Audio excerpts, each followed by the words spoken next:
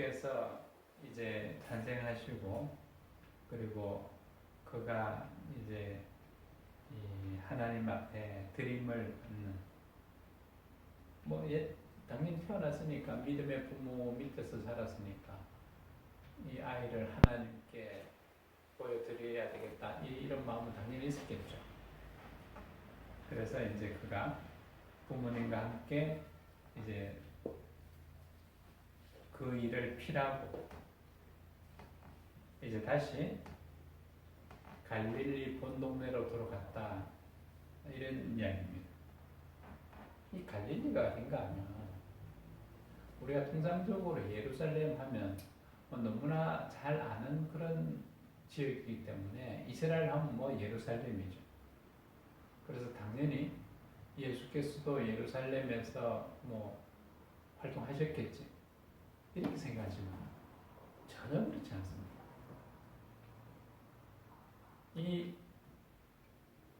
나사렛 즉 갈릴리라는 것은 우리로 치면 시골 동네입니다. 예루살렘에서 북쪽에 있는 그래서 그 사해 바다가 있고 이 사해라는 그 아주 유명한 그 소금의 농도가 굉장히 진한 그런 이제 바다가 있고 근데 바다를 하긴 좀 그렇습니다. 내륙에 있기 때문에 사실은 호수라고 봐야죠. 엄청나게 큰 호수. 해수면보다 낮게 위치하고 있는 그 호수. 염분이 너무너무 강해서 생물이 살 수 없는 그 호수. 그 호수가 만들어지는 그 물이 공급되는 게 북쪽에서부터 공급이 됐는데 그 사해 바다에서 올라가면 호수가 하나 나타나는데 그게 갈릴리 호수입니다. 이 예루살렘은 상당히 떨어져 있는 북쪽에 있는 거죠. 촌입니다. 촌. 그래서 예루살렘하고 대비되는 시골 촌뜨기들이 살고 있는 동네 그게 바로 갈릴리 호숫가 주변입니다. 이 갈릴리라는 동네는 그런 면에서 보면 상당히 이제 시골이고 그 갈릴리 안에서도 한 자그마한 동네 그게 나사렛입니다. 그러니까 어떻게 보면 참 세련되지 못하고 거칠고 투박하고 그런 동네 그곳이 나사렛입니다. 그래서 예수께서 어린 시절부터 그곳에서 지냈다 이런 이야기입니다. 근데 태어나신 것은 어딘가 하면 아버지 요셉이 처음부터 갈릴리에 살고 있어요.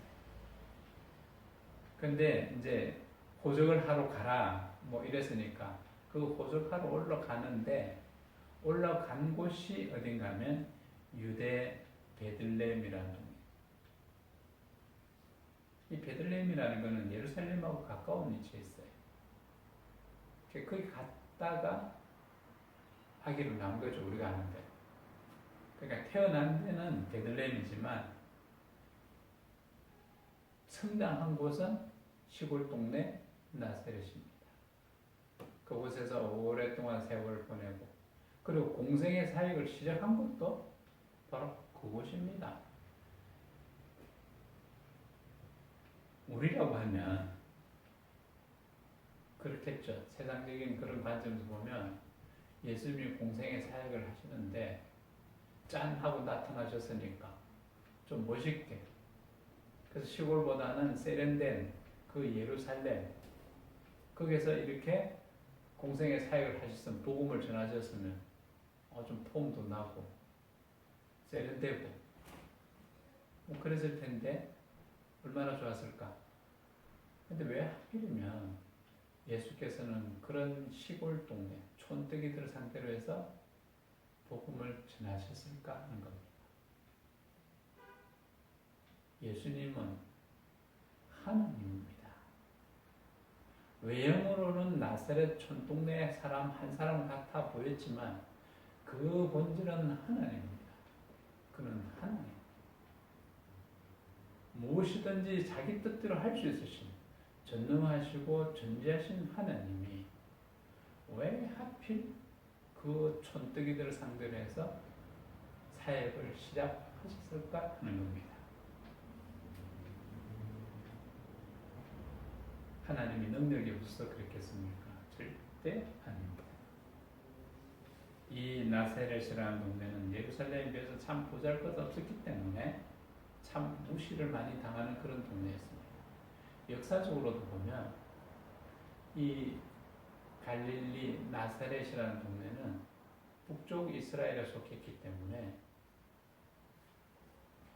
신앙적으로도 너무 타락했고, 그래서 나중에 하나님의 징계를 받아서 아수르에 쫄딱 망하는 그런 비운을 지닌 동네입니다. 신앙적으로 봐도 뭐 내세울 게 하나도 없어요. 남쪽 유다에 비하면 훨씬 못한 신앙적 성적을 지니고 있었던 것이 그들의 모습이었습니다. 그래서 아수르에서 지배를 당하면서, 그리고 드디어 아수르 그 잔인한 족속들에 의해서 혼혈 정책으로 인해서 이 이스라엘 백성들은 다른 족속들과 결혼하는 걸 굉장히 터부시합니다. 그래서 같은 신앙을 가진 사람들끼리 꼭 결혼하는 것을 당연한 일로 여기는 그런 족속이었기 때문에 이방인들과 그런 혼혈 족속을 이룬 이 북쪽 유대를, 북쪽 이스라엘을 상당히 무시합니다. 이 갈릴리 지역에 사는 그 사람들조차도 그런 면에서는 별로 떳떳하게 여기지 못했었던 것 같아요.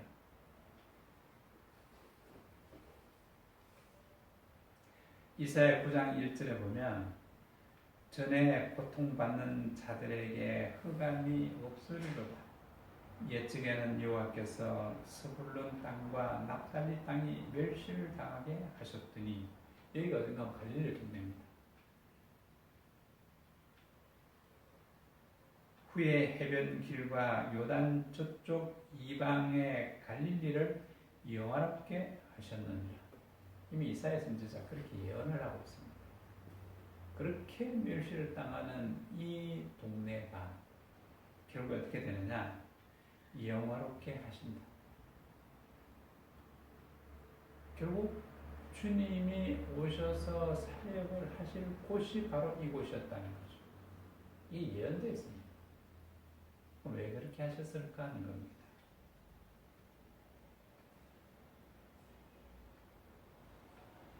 마태복음 4장 13절에 이렇게 이야기하고 있습니다. 나사렛을 떠나 스불론과 납달리 지경 해변에 있는 가버나움에 가서 사시니 이는 선지자 이사야 하신 말씀을 이루려 하심이라 일렀으며, 스불론 땅과 납달리 땅과 요단강 저편 해변 길과 이방의 갈릴리와 흑암에 앉은 백성이 큰 빛을 보았고 사망의 땅과 그늘에 앉은 자들에게 빛이 비추었도다 하시느니라. 이때부터 예수께서 비로소 전파하여 가라사대 회개하라 천국이 가까웠느니라 하시더라. 이 역사적 배경이 그렇습니다. 그래서 이 지역에 사는 사람들은 스스로 어떤 생각을 갖는가 하면, 우리는 신앙적으로 그렇게 잘난 것도 없어. 그 옛날 우리 선조들이 하나님만 섬기는 것이 아니라 우상 섬기는 일에 열심히 없고, 그 결과로 우리가 하나님의 징계를 입었고, 그래서 지금 우리가 사는 이 모양 이렇게 되어 있는 것이 다 우리 잘못이고 우리 죄로다. 그렇게 그들은 자신들을 평가했을지도 모릅니다. 뭐 대체적으로 살펴보면 그랬던 것 같아요. 그래서 자기들이 정말로 죄인이구나 하는 그 죄의식 속에 살아갔던 그들의 삶이었습니다. 그런 죄인이라는 고백을 한 그들에게 이제 하나님이 찾아오신 겁니다. 그래서 그 병든 자들 치유하시는 그 위대한 역사가 시작이 됩니다. 마태복음 4장 23절에 예수께서 온 갈릴리에 두루 다니사 저희 회당에서 가르치시며 천국 복음을 전파하시며 백성 중에 모든 병과 모든 약한 것을 고치시니 하나님이 사역하고 계시는 겁니다.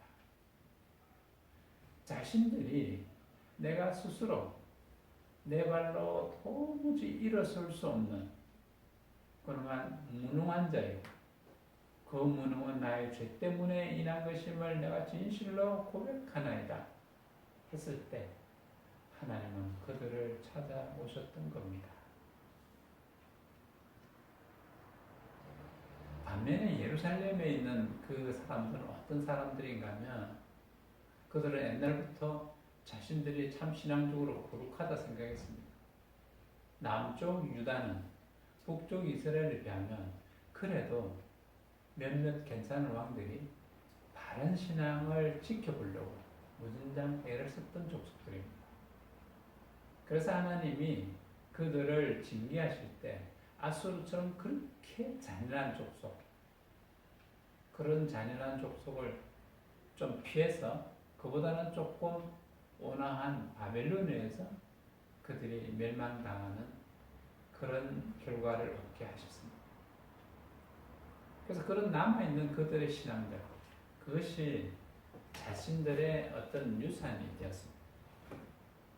그래서 우리는 그래도 신앙을 지키려고 했다. 어떤 면에서는 좋을 수 있는데 이것이 자신들의 자랑거리가 됩니다. 그래서 이 예루살렘에는 대제사장들과 그리고 바리새인들, 그들은 스스로 우리는 모세의 율법을 이렇게 지켰다.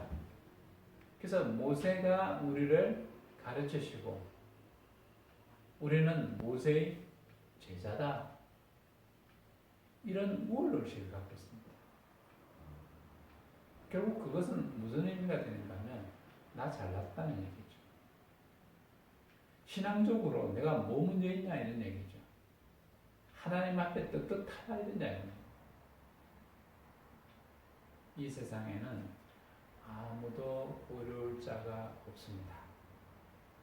비록 대제사장일지라도 자신들이 모세의 율법에 능통한 통달한 자라고 하는 바리새인들 결단코 하나님 앞에서는 어려울 수가 없습니다. 지금 우리도 마찬가지입니다. 내 신앙이 참으로 거룩하고 내가 하나님 앞에 온전하게 헌신한다 할지라도 그것이 나의 자랑거리가 될 것이 전혀 없다는 사실. 그렇게 한달지라도 그래도 이렇게 했음에도 불구하고 나는 하나님 앞에 여전히 죄인으로서이다. 사도 바울의 그 고백같이 그가 그렇게 열심히 죽도록 충성했지만 스스로를 평가할 때 나는 죄인 중에 괴수로다, 두목이다 라고 자기 자신을 평가했던 그 평가가 오늘 우리 것이 되지 않는 한은 하나님은 우리를 외면하신다는 사실. 그런 우리의 모습은 누구를 닮고 있는가 하면 바로 예루살렘에 있는 대제사장들과 바리새인들의 모습을 그대로 드러낸다는 것. 이것을 오늘 우리는 분명히 깨달아야 됩니다.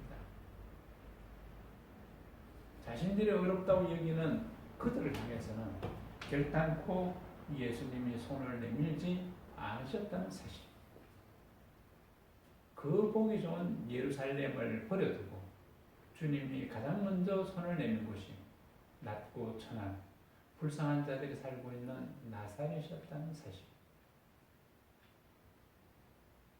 우리가 보는 바대로 병들고 약한 자들, 스스로 그렇게 자신들을 고백하는 그들을 향해서 하나님 기꺼이 찾아가셨던 겁니다.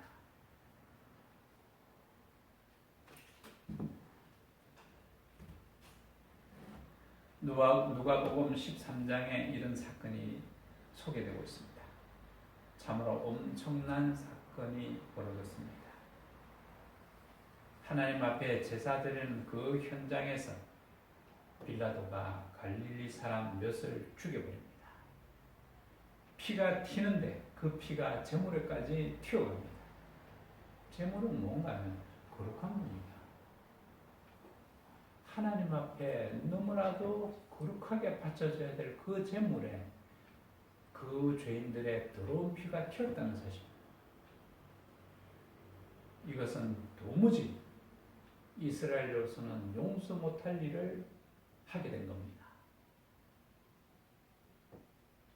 그 제물에 피가 튀도록 만든 이 빌라도,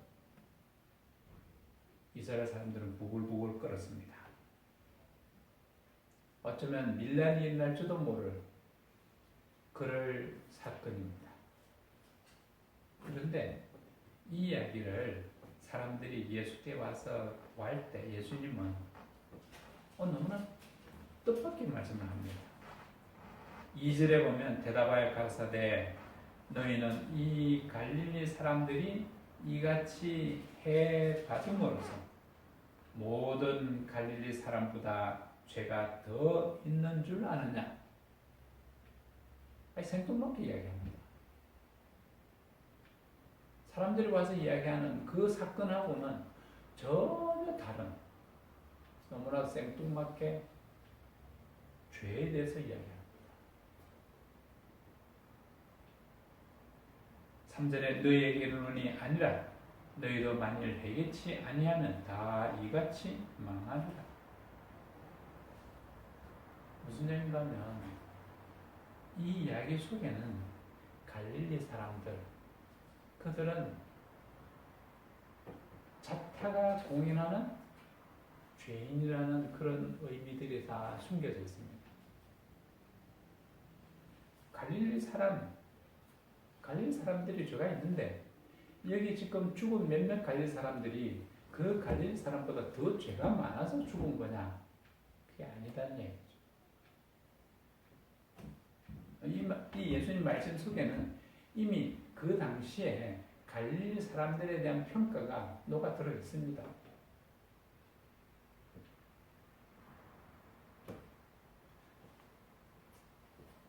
다시 말해서 이 갈릴리 사람들은 스스로뿐만 아니라 유대인들 모두 생각해요. 갈릴리 사람들은 다 죄인이야. 이런 생각들이 아마 일반화되어 있었던 것 같습니다. 그래서 죄인일 때, 죄인이라고 고백할 때 비로소 하나님이 그들을 만나 주신다 하는 것을 예수님은 얻는 중에 풍기고 있습니다.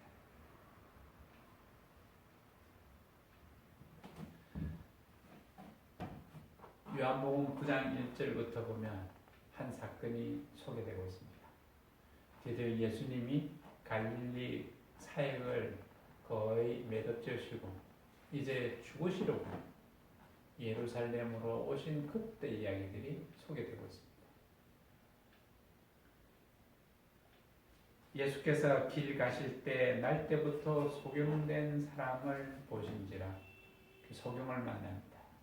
소경은 스스로 어떻게 생각하는 사람인가 하면 자신이 떳떳하고 의롭고 잘난 사람이다라고 생각 전혀 안 하는 사람입니다. 할 수가 없죠. 자기가 소경인데. 어쩔 수 없는 죄인인 그런 자신을 고백할 수밖에 없는 그런 처지에 놓인 자. 그게 소경입니다. 또한 이 소경이라는 것은 이스라엘 백성들이 어쩌면 대제사장과 유대인들, 바리새인들, 예루살렘에 거하고 있는 많은 그런 스스로 믿음이 좋다고 여기는 그런 사람들을 상징합니다. 왜냐하면 그들이 스스로 잘났다고 그런다 할지라도 그들이 하나님을 바르게 보고 있었느냐 하면 못 봤던 거죠. 왜냐하면 진실로 참 하나님이신 그 주님이 자기들 앞에 나타나 있음에도 불구하고 못 알아봅니다. 이미 성경에 구약에 누누이 예언되어 있던 그 예언대로 다 그 땅에서 이루어지는 것을 소개해 보이셨던 주님, 내가 바로 그러다 하고 사역을 통해서, 갈릴리 사역을 통해서 충분히 보여주셨음에도 불구하고 이 예루살렘에 있는 대제사장들과 이 바리새인들 여전히 못 보고 있습니다. 그들은 뭐라고 이야기하는가 하면 갈릴리 나사렛에서 온 그런 한 청년이니 저는 죄인이야. 예수를 죄인이라고 합니다. 왜냐하면 갈릴리 그 동네가 죄인들만 사는 동네니까. 죄인들 사는 동네에서 온 청년이니까 당연히 예수는 그 중에 한 명이니까 죄인이지. 예수님을 죄인이라고 정죄한 그들입니다. 장님보다도 더 못한 장님인 거죠. 예수님께서 이 소경을 만나고 그 소경을 통해서 눈뜨게 하는 그 이적을 보이신 것은 바로 그들을 향한 꾸짖음입니다. 뻔히 눈을 뜨고 있으면서도 보지 못하는 그들을 향한 하나님의 경고하심이었다고 볼 수 있습니다. 이제 그 소경에게 침을 뱉어서 친욕을 이겨서 그 눈에 바르시고 뭐라고 하느냐? 실로암 목가에 가서 씻으라. 그래서 그 소경이 실로암 물에 가서 그 흙을 이렇게 씻은다고 하니까 눈이 보이기 시작하는 거야. 눈이 떠인 겁니다. 정말로 스스로 죄인임을 고백하는 자, 가장 낮은 자에게 베푸시는 하나님의 놀라운 은혜. 소경이 눈을 떴다는 건 무슨 의미입니까? 살았다는 얘기입니다. 살았다. 소경이라는 건 죽은 것과 똑같은 거예요. 죽은 자를 살리실 하나님, 바로 예수시라는 거죠. 누구에게 그 은혜를 베푸시냐 하면 스스로 죄인임을 고백하는 자에게. 대제사장들과 바리새인들에게 은혜 베푸신 예수님이 아닙니다. 그들을 찾아가서 만나 주신 적도 없습니다.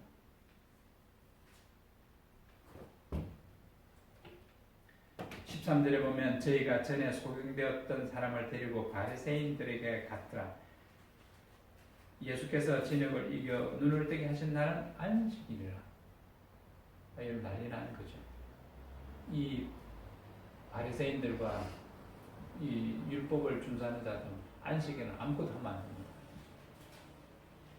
그런데 이 안식일의 참 주인이 누구냐? 예수라는 걸 여전히 못 깨닫고 있는 이 소경된 자들의 어리석은 그런 상식이었습니다. 예수님은 이 안식일의 주인입니다. 그래서 안식일 날 주인의 날에 은혜를 베풀어 주시는 것, 이건 하나님의 놀라운 은총입니다. 하나님의 위대한 역사가 바로 그 날에 이루어졌다는 것이죠.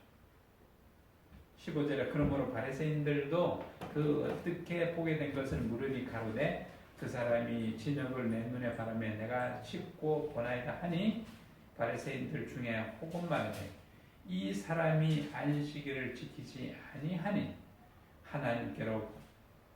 하나님께로서 온 자가 아니다.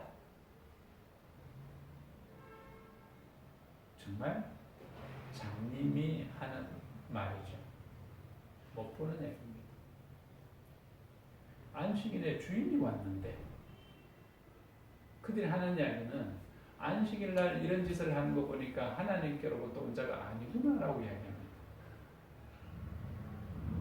참 안다는 것이 오히려 문에 방해되는 바로 그런 순간입니다. 잘못된 신앙, 그것이 오히려 더 독이 된다는 사실. 우리도 신앙생활을 바르게 됩니다. 말씀을 바르게 깨달아야 돼요. 말씀을 바르게 깨닫지 못하면 이 같은 일을 우리도 똑같이 보이게 됩니다. 이단이 무엇입니까? 말씀에 대한 바른 깨달음이 없는 자들이 하는 행위들입니다.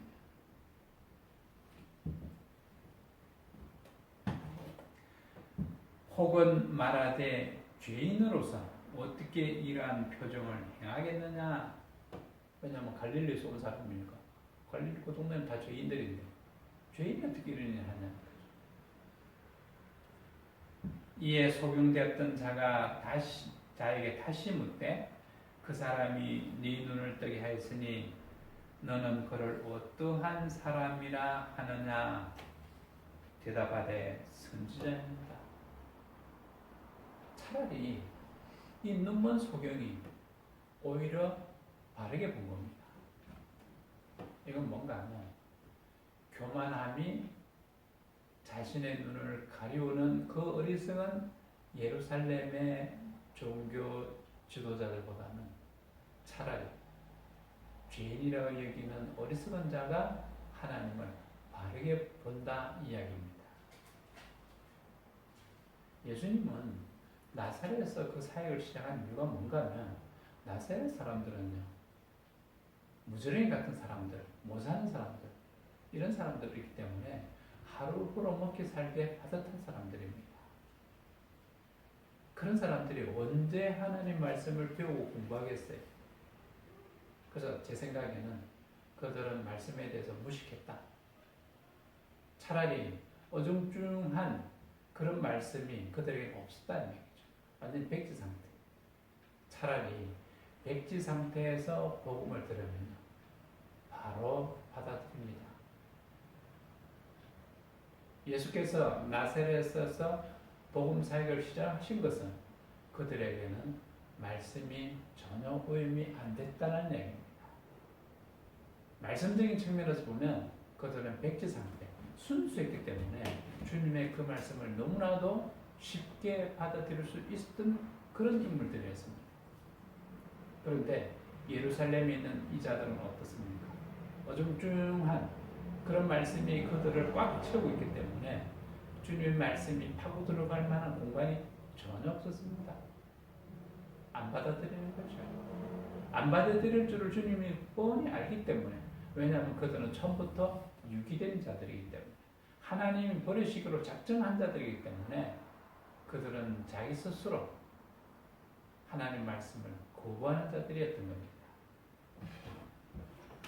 그렇기 때문에 주님이 쓸데없는 일을 할 이유가 없겠죠. 복음에 흔들하는 일을 할 이유가 없는 하나님입니다. 준비된 자들, 예비된 자들, 그들을 찾아가시기에 바쁘셨던 주님입니다.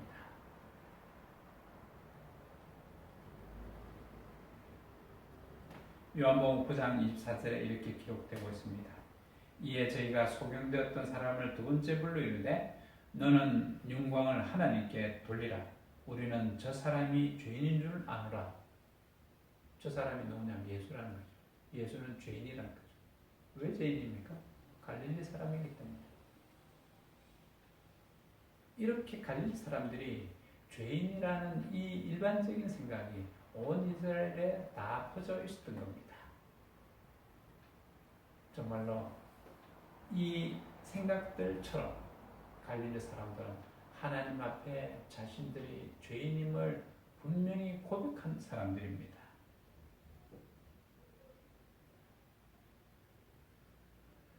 요한복음 9장 28절에 이렇게 기록하고 있습니다.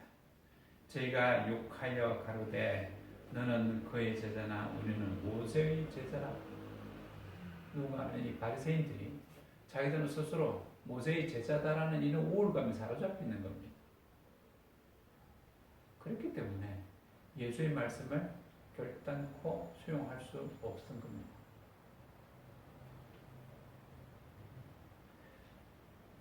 모세의 제자라고 해서 잘못은 아닙니다. 하나님의 참된 말씀을 바르게 깨닫는 모세의 제자들이면 그는 예수님의 제자가 됩니다.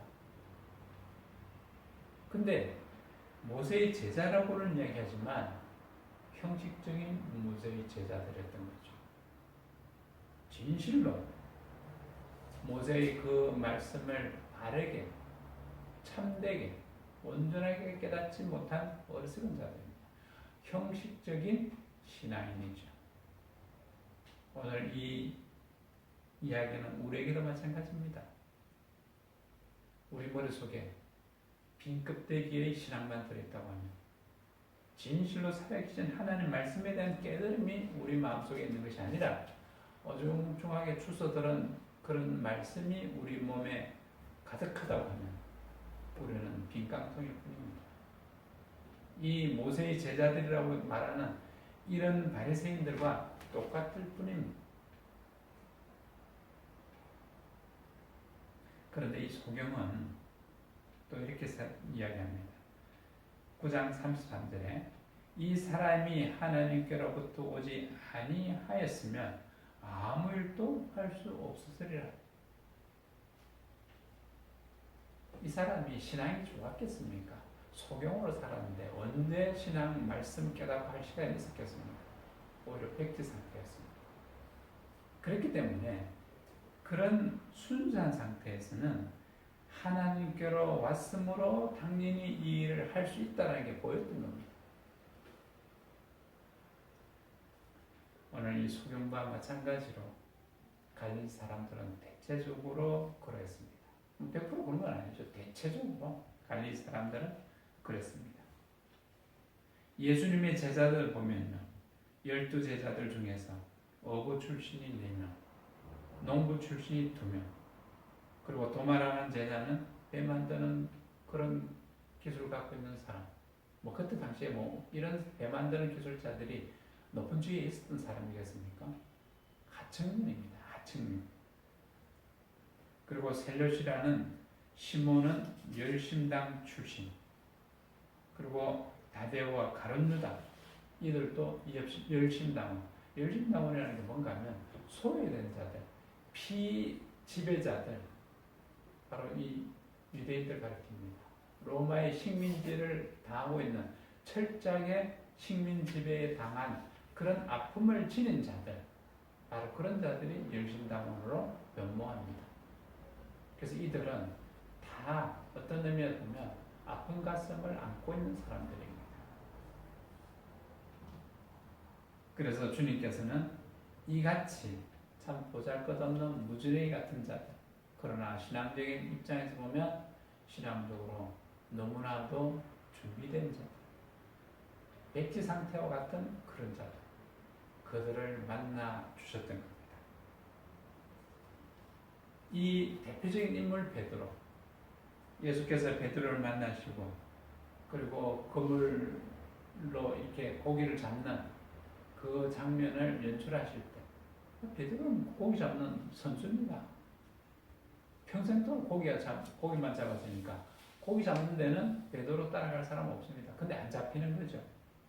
근데 어떤 청년이 와서 내가 명하는 저곳에 그물을 내려보라. 끌어당겨보라 했더니 끌어당기니까 이거 난리가 난 겁니다. 어마어마한 고기가 잡히는 거죠. 자기가 고기 잡는 데는 일각에 있는 사람인데도 불구하고 그 예수의 그 모습을 봤을 때 그때 이 베드로가 뭐라고 얘기하는가 하면 그 놀라운 능력 앞에 무릎 꿇습니다. 하나님 같아 보였겠죠. 그리고 뭐라고 얘기하는가 하면 나는 죄인입니다라고 고백합니다. 죄인. 이 고백 위에 하나님이, 즉 예수님이 그를 제자로 불러주고 수석 제자로 세우신 것이요. 어쩌면 이 베드로의 죄인입니다라는 고백이 없으면 예수님 처음에 상대 안 했을지도 몰라요. 나 고기 잘 잡는 사람인데, 그리고 뻣뻣한 사람, 교만한 사람, 이랬으면 안 했을지도 몰라요. 우리가 아는 바대로 베드로는 다혈질입니다. 거칩니다. 그러나 그는 신앙적으로 순수한 사람이었습니다. 예수님을 3년 동안 따라다니는 동안에도 베드로의 그 거칠고 또 나서기 좋아하고 하는 이런 모습들은 여전히 그대로 드러나지만, 그러나 그 3년의 기간이 다할 쯤에는 그런 태도가 완전히 변화됩니다. 그리고 신앙적으로 순수했던 것과 마찬가지로 그의 모든 태도가 정말로 순수한 모습으로 변화됩니다. 순종하는 자, 가장 순종하는 자의 모습으로 변모됩니다. 그래서 신앙적으로 그는 순수했고 그리고 하나님의 그 사역하심에 있어서 가장 복종하는, 가장 낮아짐의 자세를 취하는 그런 자리에 설 수 있게 되어진 겁니다. 그 출발이 어디서부터 됐느냐 하면 나는 죄인입니다라는 자기 인식, 바로 거기서부터 출발했다는 사실. 오늘 우리도 우리 자신을 돌아봐야 됩니다. 단 한 번이라도 내가 진실로 하나님 앞에 내가 죄인임을 고백하나이다 한 적이 있는지 없다고 하면 심각합니다.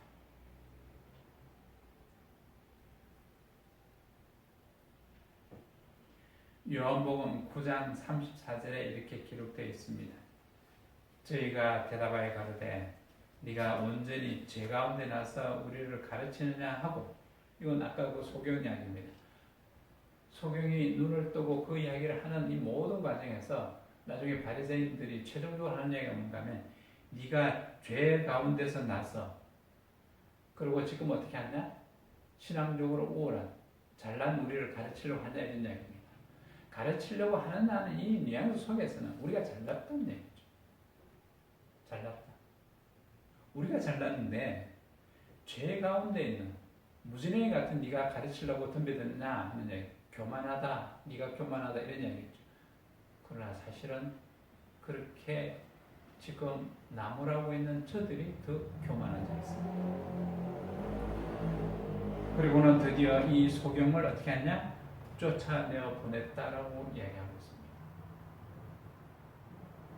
바른 신앙의 소유자가 있다고 하면 이 소경이 눈뜬 그 역사를 보고 우리가 너를 통해서 그 예수를 더 알기를 원하오니 이리로 들어와서 우리와 함께하라. 이래야 정상입니다. 그러나 그들은 결국에 자기들 스스로 이 소경을 내쫓는과 마찬가지로 주님을 내쫓아버리는 그런 우를 범한 역사상 가장 불행한 자의 자리에 섰던 대표적 인물이 되고 말았습니다. 예수께서 이 갈릴리에서 하나님 말씀하실 때 산상복음, 산상수훈을 말씀하신 이야기가 있습니다. 마태복음 5장 3절에 심령이 가난한 자는 복이 있나니 천국이 저희 것이며, 갈릴리에 있는 그 불쌍한 저들을 향해서 주님이 그렇게 가르칩니다. 가난한 자는 복이 있다. 누가 가난하냐? 갈릴리 사람 다 가난합니다. 그렇게 큰 부자도 없는 거죠. 예루살렘 비하면 대부분 가난한 저들에게 가난한 자는 복이 있다고 말씀을 하고 계십니다. 나는 누가복음을 보면 가난한 자 그냥 그대로 돼 있지만 마태는 여기 앞에 붙여서 심령이 가난한 자라고 하고 있습니다. 무슨 얘기냐? 나는 도무지 하나님 앞에서 뭐라고 이야기할 수 없는 죄인입니다. 하나님 앞에 내세울 만한 것이 하나도 없는 그런 죄인입니다. 이게 가난한 심령입니다. 내 신앙적으로 대제사장 같지도 아니하고 바리새인 같지도 아니하고, 어쩌면 예루살렘에 있는 대제사장들은 스스로 생각하기를 내가 이만큼 우월한데, 그래서 그들은 심령이 가난한 자들이 아니라 심령이 부유한 자들이었습니다. 이 말씀대로 한다 그러면 가난한 자는 복이 있나니 천국이 저희 것이며 했으니까 심령이 부유한 자는 복이 없나니 천국이 저희 것이 아니요라는 겁니다.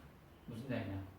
버림받을 자들, 즉 하나님에서 유기될 자들이라는 겁니다. 하나님께서는 이 불쌍한 갈릴리 사람들은 구원받을 자로 선택해 주셨고, 그 교만한 자들은 하나님이 버리시기로 결정한, 정말 참으로 인생 최대의 불행을 그들은 선택했습니다. 스스로.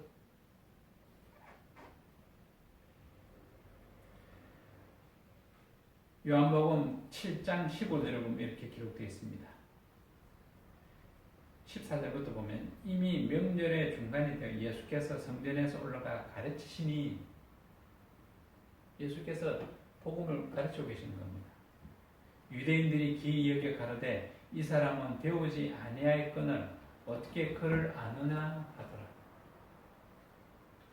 갈릴리 사람인데 갈릴리 촌동네에서 왔는데 무식쟁인데 어떻게 그를 배웠겠냐 하는 거죠. 이렇게 예수께 대해서 조롱하는 저들이었습니다. 율법에 대해서 하나도 모르는 무식자 이렇게 생각했을 겁니다. 그러나 그는 율법의 권원입니다. 율법을 주신 바로 그 하나님입니다.